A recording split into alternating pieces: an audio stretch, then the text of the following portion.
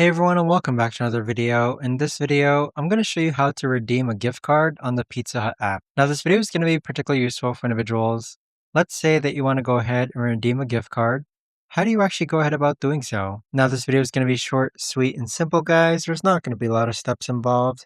Now in order to do this, what you're first going to do is go into the Pizza Hut app. Then let's go ahead and place an example order. So whether it's for delivery or takeout, the method is the same. But once you go ahead and add an item to your cart, click on the bottom right hand corner where you see your cart option, and then scroll down, click on checkout, and then scroll down again. And then where it says gift card, click on gift card. So this is where you can enter your card number and the PIN number, and then click on apply gift card. So there you have it, guys. That right there is the best and easiest way that I know of to actually go ahead and redeem a gift card on the Pizza Hut app. If you guys know of a better or easier way to actually do this, let me know in the comments down below. I would love to know.